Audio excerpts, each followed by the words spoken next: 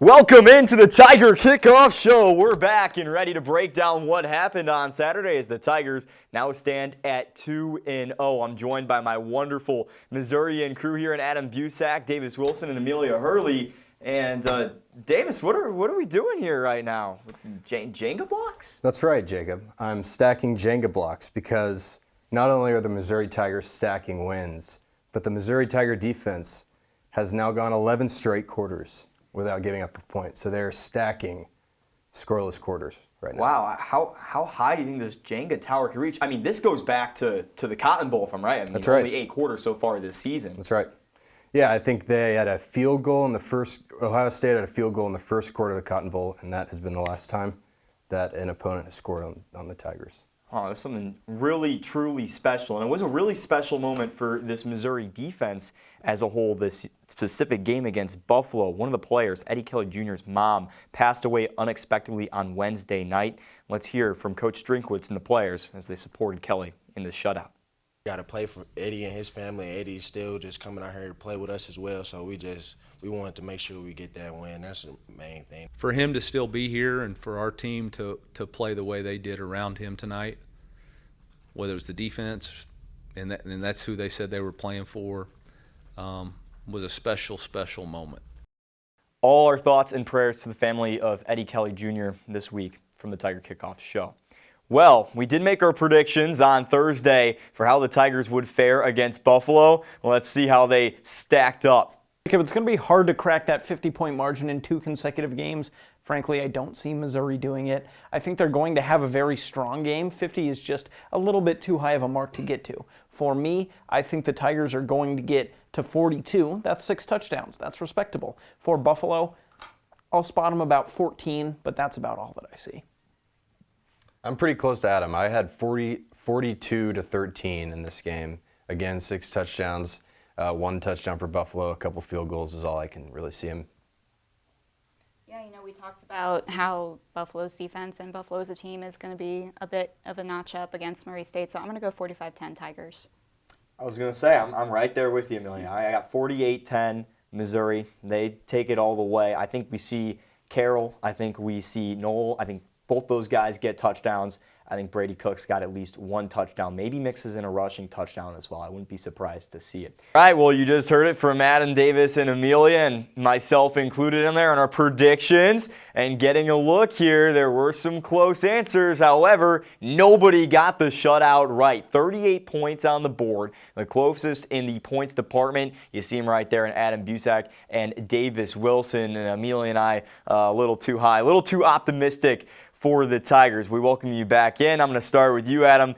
Break down how you felt about your prediction. You said that this Tigers team was not going to shut out Buffalo, and yet again, they proved you wrong right here, putting up their 2nd consecutive goose egg for the first time since 1935. By the way, the coach of that 1935 was none other than Mr. Farrow himself. So, Adam, with all that said, let's talk about your prediction here. Yeah, first time to open the season since 35, first time with 2 consecutive shutouts since 1966.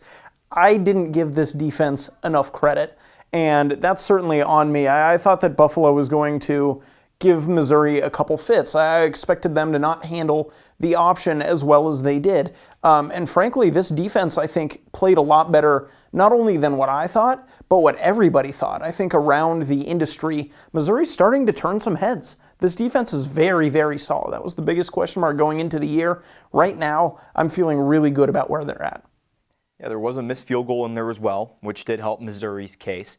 And for the Tigers, exactly right. We talked about it last week. The biggest question for this Missouri team was, where is this defense going to stack up? And I think the most important thing through these 2 games is not only just that the starters are holding Buffalo and holding Murray State to 0 points. It's that it's going back into the 2nd and 3rd team, and all of these players are still keeping that goose egg, that mantra. That tells you a lot about the culture of the organization, especially when we're seeing upsets from Northern Illinois University over Notre Dame, and games that, Michigan was really close in week 1. When we're seeing this type of deal, to not just do that with your first team, but to do that with your 2nd and 3rd team as well is really impressive. So, Davis, how do you think you stacked up being 2nd closest in your prediction?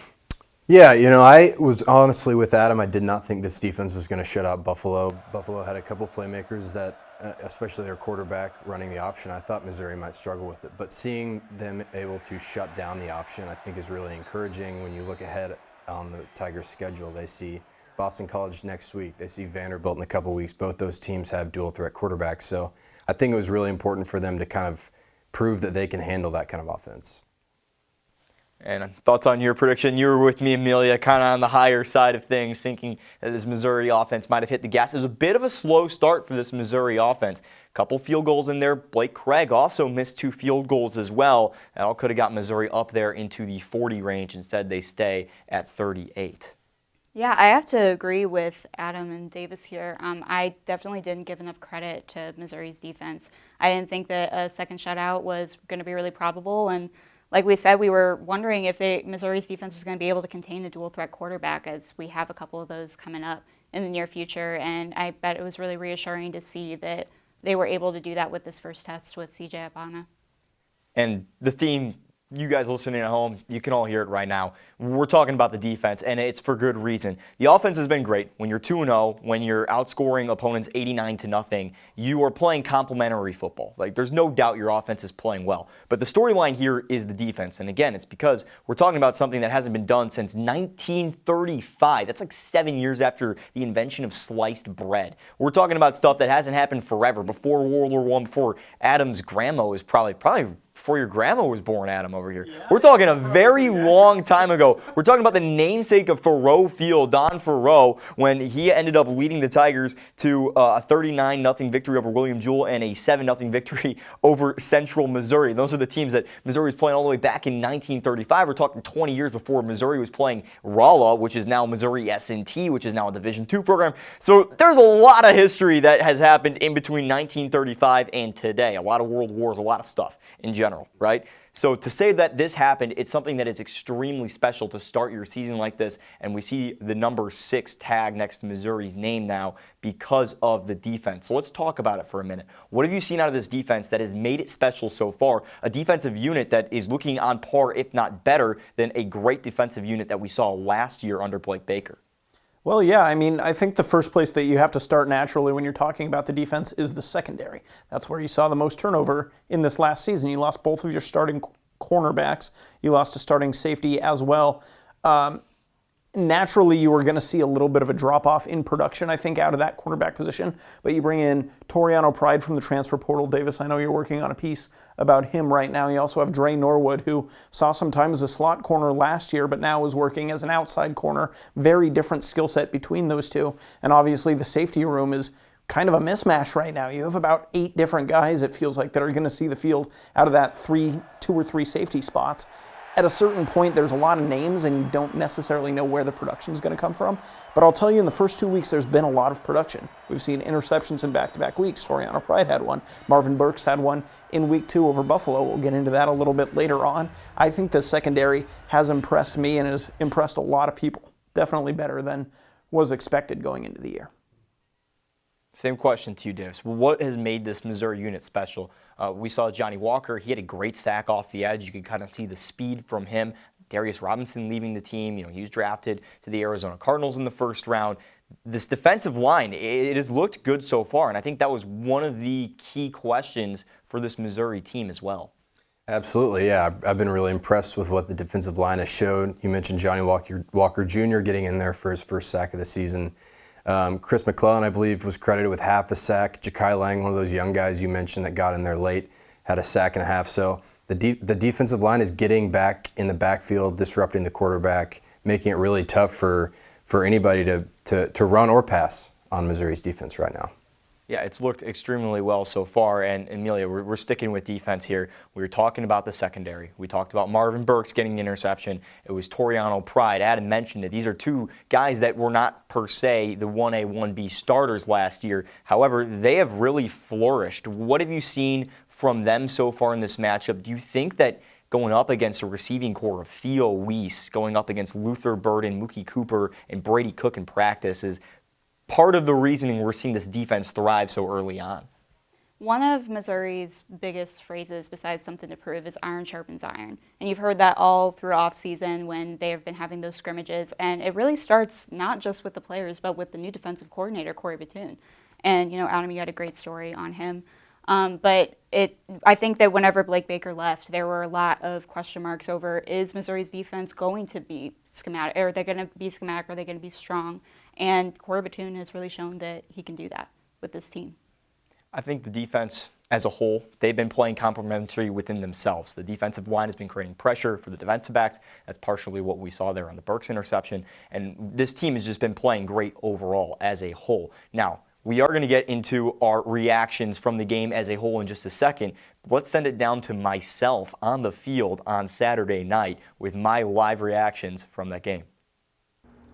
Missouri, they've shut out both opponents that they faced this year after defeating the Buffalo Bulls 38-0 today. It's the first time that Missouri has shut out their first two opponents since 1935, and Death Row defense is looking sharp. The defense today held Buffalo quarterback CJ Ogbonna to only 55 yards in passing, with Marvin Burks adding on an interception as well. It's Missouri's second interception in 2 weeks, and everything was still clicking on the offense. Brady Cook tossed a light 228 yards, with 149 of those all going to Theo Weiss Jr. He was a monster today, with Luther Burden leaving the game due to illness in the second half, and all 5 of those Missouri Tiger touchdowns came on the ground, with Knoll, Cook, Roberts, and Burden all finding the end zone. And while this Missouri team might look unstoppable right now, they potentially could find themselves in a tough test in week 3. Boston College, Missouri's opponent here at Faurot Field next week, just beat down on Duquesne 56-0. So Missouri could find themselves in a dogfight come 1 week from today. Reporting from Faurot Field, this is Jacob Siciliano, KOMU 8 News. All right, well, thanks to myself down on the field. I'm just kidding. That's our basic recap of what went down in the game. Brady Cook looked good. The offense looked good as a whole. Again, we just talked about the defense for a second there and how sharp they have looked as a whole. My question to you guys is, early on, a lot of hype. Missouri, no surprises up there, top 6, number 6 in the nation right now. Do you think that people potentially could be overreacting on Missouri a little bit through 2 games? Or are these 2 games and the way they played against 2 non-conference opponents kind of a synopsis for how this Missouri team has been attacking every single day this year? I don't know that I would necessarily call it an overreaction on the part of the AP voters to put Missouri all the way up at 6. I think that this is quite convincingly a top 10 team in the country. They very much picked up where they left off last season, just had beaten number 7 Ohio State in the Cotton Bowl, finished as a top 10 team there. I believe that they deserve to still be in that top 10, even with the pieces that they lost in the offseason, just because of how well they replaced them and how much production they've had over the last 2 weeks, right? You've put up 80 total points over the first 2 weeks. You've allowed 0. At the end of the day, that's a very impressive performance. It doesn't really matter who you're playing against. They've looked as good as advertised, in my opinion. And we'll see, really, especially against now ranked Boston College, sitting there in the high 20s next week, where that all breaks down. On Thursday, we will have a full breakdown of what that matchup looks like. However, going to you, Davis, do you think here the hype on Missouri is justified? Obviously, we've seen the defense do something historic. We talked about it earlier. We hammered it home. Do you think that Missouri at 6 here is the right spot for the Tigers? Yeah, I do, and I get it. Murray State and Buffalo are not SEC opponents, but those were the teams on the schedule, and Missouri took care of both of them. Like Adam said, 80 total points, have not allowed a single point all year. So based on what was on the schedule, what they had ahead of them, Missouri has handled it as well as they could. So I think that number 6 in the country, I think they're absolutely a top 10 football team, and I think they're probably getting pretty close to the top 5 territory. So I think 6 is pretty accurate. I have to agree with both of them. I think 6 is an accurate depiction for them. I think that there's definitely room for improvement. We saw a couple of lulls in the offense, some sluggish play at some points there. We also can't be getting 10 penalties, something around there. We can't be doing that against Vanderbilt or against other SEC play coming up. We got to clean up those mistakes at the beginning. So I do think that they should be at number 6, but there is definitely room to grow to maintain that spot. Obviously, there were some big plays that has resulted in Missouri being ranked number 6. If you know where I'm going with this, there's a big reason I'm smiling, and there's a big brain that's about to break down some big plays as we head over to Adam's big play of the game.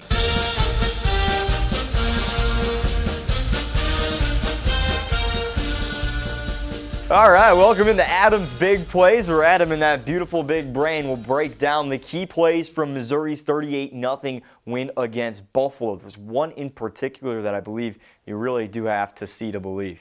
It's true. It's actually just one play that we're talking about on Adam's Big Plays here. And Jacob, you were the one filming this play here. It's going to be a Brady Cook rush, fakes the pitch, and then he comes up the middle. Well, there's a diving touchdown.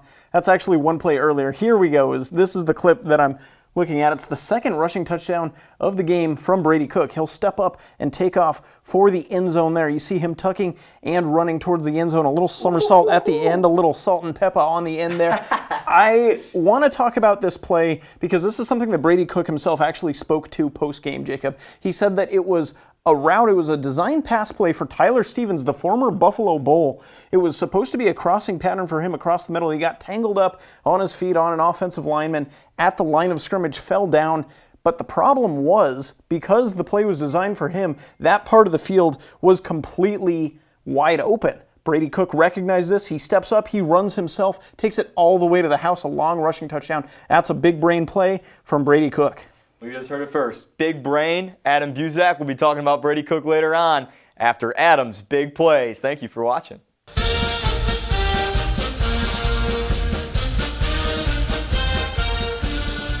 All right, well, thanks again to Adam and his big brain for breaking down all of those key plays for the Missouri Tigers. Let's take a second. We mentioned the offense a lot today. We were talking about complimentary football, 89 unanswered points. Let's talk about the offense here. Brady Cook, he threw for 228 yards, had the interception, 2 touchdowns on the ground, had that diving, hurdling one into the end zone that everyone was getting super excited about. I was right there. It looked awesome. It was one of those plays that was kind of a play that broke down, and Brady Cook made the best of it. And that's what the best quarterbacks do. You look at the best quarterbacks in the NFL, best quarterbacks in college football. They're able to make something out of nothing, and that's what Brady Cook was able to do. However, from a passing attack as a whole, Adam, did you see what you wanted to see out of this Missouri team, especially in that first half?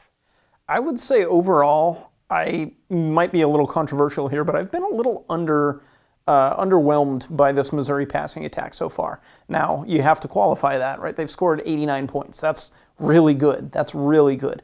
But last game, there were 4 different players that rushed for a touchdown, right? Brady Cook had 2 rushing touchdowns. There were 3 running backs that got into the end zone as well. 2 running backs, and Luther Burden had a rushing touchdown as well. No passing touchdowns. In week 1, you had 4 different players rush for a touchdown as well. I think the red zone offense has stalled a little bit because Brady Cook struggles throwing into the end zone, and I think we have not really seen a ton of big plays by Missouri so far. Cook is missing those throws over the middle. He's not really hitting his deep balls, which has been a hallmark of his in his first year, but I think we saw a lot of improvement on that last year. If he's reverting back to what we saw back 2 years ago, I think that could be an issue for Missouri in the future when you're playing against better defenses.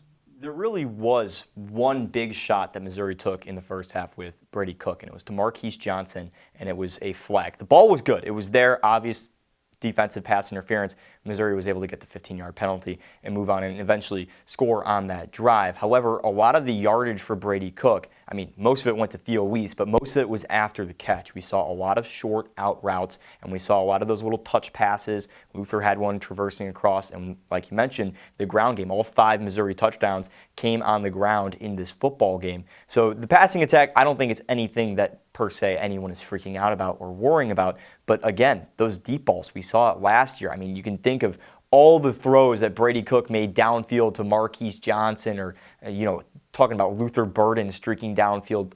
Those are the guys, those are the plays that made Missouri's season in 2023, and we have really yet to see that connection come here in 2024. My question to you, Davis, is this Missouri receiving group, this Missouri offense really as a whole is something that is relatively unchanged, which is very different from this Missouri defense, and yet it has almost seemed like there has been that clicking piece per se missing so far. They've still looked really good. They've been able to get into the end zone, but they've been able to lean on their talent a little bit more than I would say their scheme and getting on a roll. Yeah, I'd agree with that. I think fans probably were expecting this kind of Showtime offense with the amount of talent you're bringing back in the wide receiver room, and Brady Cook, of course, coming back as well. But really, it's kind of been Brady Cook relying on yards after the catch from his receivers. He's kind of taking what the defense is giving him. And, you know, you mentioned the deep ball to Marquise Johnson. That was the right read. Drinkwitz talked about how he was happy with the read that Brady Cook made there, and it was a good ball. But at some point, you do have to start connecting on these deep balls to open up the offense a little bit. And once you're able to do that, the rush game that Missouri is already doing really well is going to open up even more. So the offense as a whole is going to benefit a lot when throws downfield start connecting. Is there any concern for you, Amelia, with this Missouri offense? Obviously, 89 points on the board. It's a lot of points. The rushing attack has looked fantastic. The offensive line has looked great. Brady Cook has not been hit a ton. He's been able to move around and make all these plays that we've seen him. And Brady Cook, one of those players that is very sneaky athletic. He runs really well. That was one of the first things that I believe I ever saw about him in the Armed Forces Bowl in his first ever starts. This kid's got sneaky wheels, and he showed that off in game 2. Now, my question is, not as the offense as a whole, but are you concerned about the passing attack at all, even with Theo Weiss racking up nearly 150 receiving yards on Saturday? You know, I understand why some people are concerned about it, but we have to understand this is just week 2, or we're going into week 3 now. We have plenty of time to be able to perfect that. And yes, it's not as exciting football to not see those big plays happening, those big passes to Luther for a touchdown, but it's still getting the job done. They've had these shutouts. They've racked up all these points. It's not like they're having any detrimental effects from it. So I'm not really concerned with it as of now. And Adam, I want you to be a teacher here, right? You put on your 3rd grade teaching outfit, and you got to tell me, what is Missouri's grade here for week 2 against Buffalo? Grade for week 2 against Buffalo. I think there's room for improvement. It was a satisfactory game. They got the win, but there's still some things that need to be worked on. It was a B. You know, Ooh, wow. I know. Eli Drinkwitz had a very good quote post-game about what he saw from his quarterback and his offense in general. The question was posed to him what he thought of Brady's performance through 2 weeks, and what he said was, yeah, I mean, we put up 38 points today. Like, I don't know what more you want me to say, right? And to a certain extent, that's true, right? They've scored a lot of points. The offense has looked very good, but you're also leaving points on the board. A couple of those Blake Craig missed field goals were the fault of the offense more than Blake Craig, in my opinion, because you're not putting yourself in a situation where you're going to have easy kicks and you're going to score. And I think that Drinkwitz finished that quote out by saying, I hope that the first 2 weeks of offense is not as good as we're going to be all season, right? If we're as good as we're going to be all season already, then we're in for some trouble. There's always going to be room to improve as the season goes on because you're still early in the season. You're still building that chemistry. And I think at this point, that room for improvement certainly is there, but it's not enough to really give you a lot of concern, which is why I would level it out at a B. Your grade, Davis? I think I'm going to go A-. The shutout is a big thing. Like 2 straight shutouts is huge for the defense. It's a confidence-building thing as they're going to start to face offenses that do score a little bit more. And I think, yeah, especially with a week where you see, Oregon get a scare, Notre Dame losing, like it's a big deal to go out and dominate and shut down the inferior opponent, and that's what Missouri has done 2 straight weeks. So I think there's obviously room for improvement. The offense needs to look better. Brady Cook needs to look a little bit better, but I would say overall it was a good performance and a pretty good start to the season. Your grade, Amelia? I'm going to go in the middle and go B+. I am very much type A. I'm a perfectionist, and so these penalties get me. Yeah, right? No, the penalties definitely do worry me a little bit. I know it's the beginning of the season, but you think back to past seasons and how Missouri has sometimes just had these awesome explosive plays, and they're able to get creative with their schemes and their plays that they do, but then it goes back to the fundamentals. They keep making these small mistakes with the basics. And so if we don't clean that up heading into the rest of the season, that's just going to only hurt them for the future. So I would go B+. All right, well, I'm going to be like the cool history teacher that gives everybody A's because the Missouri Tigers have an A for me. And the reasoning here is it is so unbelievably hard to pitch a shutout and to hold the team to 0 points. And I think the best thing of football is playing complementary football. We've said that word a lot tonight. And when one part of your team can pick up another part of your team, I think that's huge. I think everything we're talking about with the offense here is the difference between an A and an A+. Connecting on those deep balls, having Brady Cook get in a rhythm. And, seeing this Tigers team put up 38 points, for the Tigers, they weren't laboring to get those 38 points. When they got hot and they were moving the football, and they were able to get into the end zone. It wasn't a nail biter. It wasn't something like Notre Dame and NIU. Missouri went in there, they handled business, they get an A. Now, if we see these things happen against Boston College and they start to harm the Tigers and there's a closer game, then that grade drops a bit. But as of right now, with the Tigers and their ability to have a defense that is able to allow the offense to make a couple mistakes, I think that gives you enough, or maybe the defense is the weighted scale, pushing the Tigers up to an A right now. But there could come a point in the season where it's the exact opposite, and the offense pushes that defense later on, potentially even in a playoff game if Missouri keeps pace. So I give the Tigers an A. I like our grades all around. We have B, A-, B+, A. Little diversity there. We love it here at the Tiger Kickoff Show. Well, I think it's a great moment of anticipation for Thursday when we get to break down the first ranked matchup of the year. Number 24 Boston College comes here to Faurot Field to take on the number 6 ranked Missouri Tigers. College game day isn't here, but we sure are. We'll catch you on Thursday here as we thank our wonderful, amazing Missourian crew and Adam Busak, Davis Wilson, Amelia Hurley. This is Jacob Siciliano saying we'll see you on Thursday night.